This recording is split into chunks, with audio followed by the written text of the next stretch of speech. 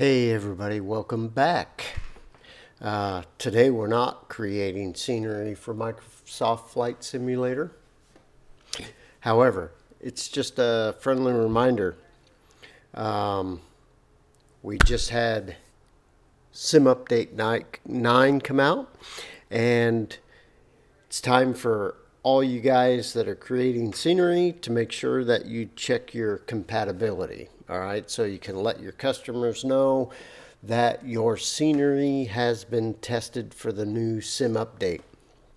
So basically, if you haven't done it before, if you have scenery on Flightsim.to, basically just go to your uploads page and check all your scenery. Go into the sim, fly some approaches, whatever it is. Go into your buildings, use the drone mode, check your scenery, make sure everything is copacetic, and basically go into the modify for your particular scenery, hit the modify button, and simply just go down to the compatibility tags and add in the Sim Update 9. Click that and submit your changes. I've already done it to this airport, so I'm not going to click the button.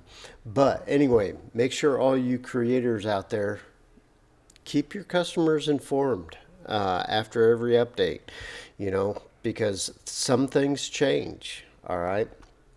I just want to let you know that there are a few changes to the SDK, and once I get everything organized after each update, okay, I always wait. I never update my sim on the day of the update. All right, I let things kind of chill out. Okay, then I run my update. This was a quick update. It didn't take very long at all. It was only 4.7 gigs, so it only took about 20 minutes for the update to happen for me. Plus, make sure that you install the new SDK, and go to your profiles, check your content manager, blah, blah, blah, blah, blah. But anyway, as creators, you got to keep up. All right. You got to keep up with the updates. So I know I probably sound like your mother and I'm nagging you, but your customers count on you to make sure that your stuff is still flowing. So it's a good idea to, after every update, check your stuff. Go in, fly some approaches, do some pattern flyings. I have quite a few airports, so it takes me a couple hours to get that all taken care of, but your customers will really thank you guys. I thank you guys for coming here and watching these boring videos that I make and listen to me talk. But I'm here with you.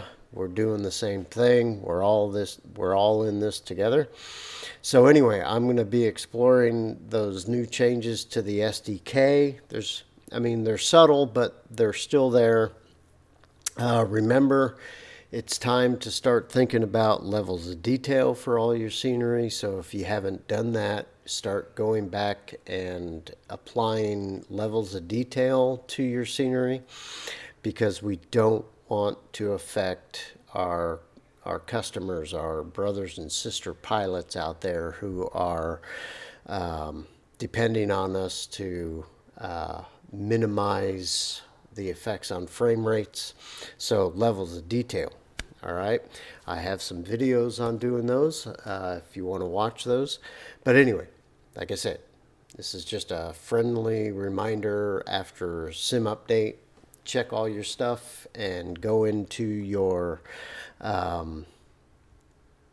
profile, your uploads, if you're using Flightsim.to, and make sure you let everybody know that everything is up to date by changing that compatibility tag.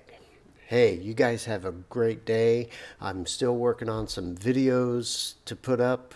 This has been a busy week for First Robotics.